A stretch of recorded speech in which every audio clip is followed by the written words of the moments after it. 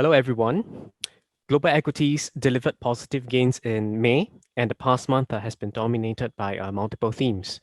On the one hand, we have seen positive factors driving equity market performance over the month, such as better than expected economic data, faster vaccination rates, as well as optimism surrounding a reopening of economies around the world, particularly in Western developed economies like the US and Europe.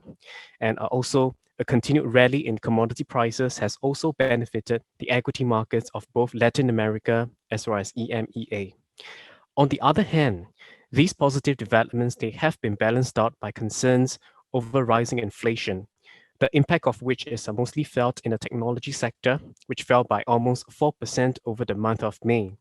And at the same time, Asia has been struggling to contain a resurgence in COVID-19 infections, including India, Japan, and much of Southeast Asia. So as a result, Asia and emerging equity markets, they have underperformed over the month. And on a year-to-date basis, equity markets, they have so far been characterized by diverging performances across different regional markets. The rally in the global equities this year, they have been driven mainly by the US and European equity markets. Asia, emerging markets, as well as technology stocks, on the other hand, they have all underperformed so far in 2021. And in terms of the performance of our discretionary portfolios, which we call the DPMS, we have delivered returns of between 0.4% for the conservative portfolio to 1.1% for the aggressive portfolio in the month of May. And that also brings our year-to-date return to between 1.1% to 6.1%. Now, this year, we have lagged behind our benchmarks by quite a wide margin, and that's largely because of our exposure to Asia, as well as the fact that we also have exposure to the global technology sector as part of our overall asset allocation. It's not the best start, and certainly not the kind that we were hoping for at the start of this year.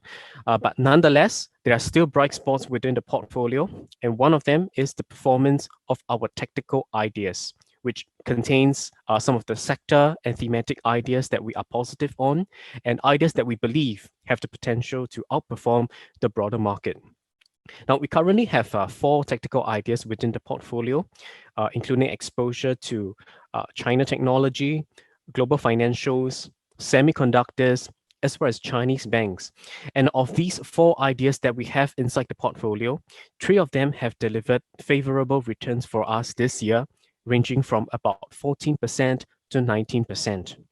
Now, the only exception here is the iShares Hang Seng Tech ETF, which is our preferred ETF for exposure to China's technology sector. This ETF is down by close to about 4% this year, and that is largely due to the increasing antitrust regulation in China's tech sector.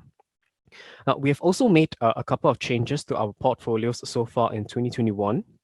At the start of this year, we downgraded our view of the digital economy, or what is more commonly known in the market as the technology sector, to an underweight position because we felt that a bubble was forming in the sector and that the valuations of digital economy stocks in general were at very expensive levels, with investors buying into pretty much anything and everything that is related to technology.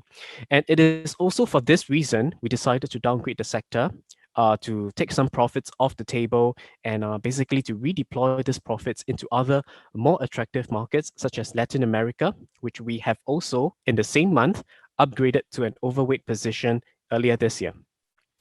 We have also included an allocation into global financials back in January because we think that financials is a sector that could potentially outperform in 2021, driven by an earnings recovery as well as a full resumption in dividend payouts and share buybacks, all of which are major catalysts for the sector, and we continue to see attractive upside potential for the global financial sector.